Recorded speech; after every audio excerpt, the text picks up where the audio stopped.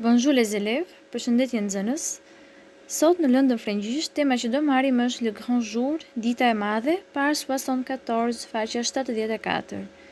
Les résultats de l'apprentissage. Rezultatet e të nxënit të kësaj seance janë: comprendre le dialogue et les nouveaux mots, të kuptoni dialogun dhe fjalët e reja, dire qui est l'équipe gagnante, të flisni për ekipin fitues, répondre aux questions, të përgjigjeni pyetjeve, et choisir la réponse qui convient, të zgjidhni përgjigjen e saktë. Dans votre livre, page 74, vous aurez le dialogue, le grand jour. Pra, në faqen 74 të librit tuaj do keni dialogun e le grand jour, dita e madhe. Do ta dëgjojmë fillimisht dialogun, ndërkohë ju do ta shikoni dhe në librin tuaj, do e ndiqni në libër, më pas do bëj shpjegimin e fjalëve të reja dhe shpjegimin e ushtrimeve rreth dialogut. Filloj me audion. Étape 6. Rêve ou réalité? Dialogue. Le grand jour. Bravo l'équipe bleue, vous avez été les plus rapides et vous gagnez un point supplémentaire. L'équipe de Florent mène donc 14-12. Attention l'équipe rouge, si l'équipe bleue marque encore un point, il gagne notre concours Francovision. Ok? Voici la question suivante. Dans quelle province du Canada on trouve le plus de francophones? Au Québec. Très bien Lucas, effectivement le Québec.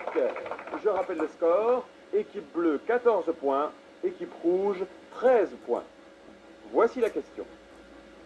Quel est l'écrivain francophone le plus traduit dans le monde? Jules Verne. C'est bien Jules Verne.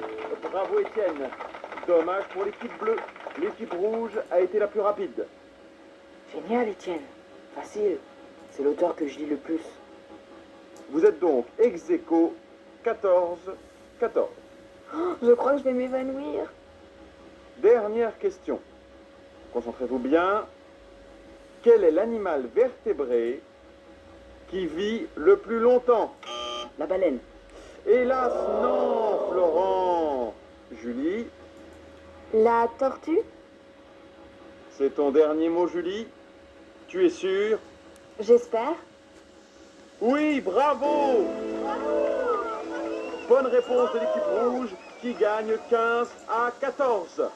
Emma, Julie, Lucas, Étienne et Maxime, vous aurez donc la chance de partir un an sur un magnifique bateau pour découvrir les pays de la francophonie. On se croirait dans un rêve. Mais non, c'est pas un rêve, c'est la réalité. Tu es la meilleure, Julie.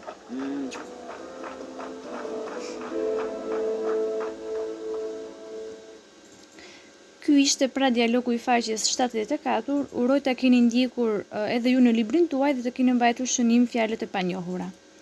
Ndërkohë kalojmë tashmë te vokabuler, jap shpjegimin e fjalëve të reja, shqiptimin dhe përkthimin e tyre. Point supplémentaire, pikë shtesë, mène, udhëheq ose kryeson. Marque encore, shënon edhe, marque encore un point, shënon edhe një pikë. Gagner, fitoj. Effectivement, vërtet. Rappel le score, kujtoj pikët, pra sill ndërmend pikët. Le plus traduit, më I përkthyeri. L'auteur le plus traduit, autori më I përkthyer. Dommage, sa keq. Ex aequo, barazim. Je veux m'évanouir, do më bjerë të fikët. Vi, është folja vivre, jeton. Concentré, përqendrohuni. Le plus longtemps, më gjatë në kohë. Ton dernier mot, fjala jote e fundit ose përgjigja jote e fundit. Découvrir, folja zbuloj. On se croirait, besonim. On se croirait dans un rêve, e keni ju në dialogun tuaj, pra besonim në një ëndër. La meilleure, më e mira, e avoir la chance të kesh fatin. Kalojmë tashmë tek ushtrimet. Keni në total 4 ushtrime. Ushtrimi I parë, répond aux questions. Do t'i përgjigjeni pyetjeve A, B. Où sont les 5 amis et pourquoi? Ku janë 5 shokët e pse? Connais-tu la réponse à la question de la vignette 2? A e njeh ti përgjigjen e pyetjes së dytë që është drejtuar në dialog? Exercice 2, ushtrimi 2, choisis la réponse qui convient, Zgjidh përgjigjen e saktë. Les 5 amis font partie de l'équipe bleue, rouge ou verte. Do thoni ku bën pjesë ekipi 5 shokuve, në cilën ngjyrë. Pra, kishim dy ekipe, njëri ekip kishte ngjyrën blu dhe tjetri kishte ngjyrën e kuqe. Zgjidhni alternativën e saktë se ku bën pjesë ekipi i 5 shokove. B. Julie est nerveuse, tranquille, indifférente, car son équipe gagne, perd et ex aequo avec l'autre équipe. Pra, si është Julie? Ajo është nervoze, është e qetë apo është indiferente, sepse ekipi i saj fiton, humbet apo është barazim me ekipin tjetër. Do qarkoni sërish alternativën e saktë. Exercice 3. Écoute et réponds aux questions. Dëgjoj dhe përgjigjo pyetjeve.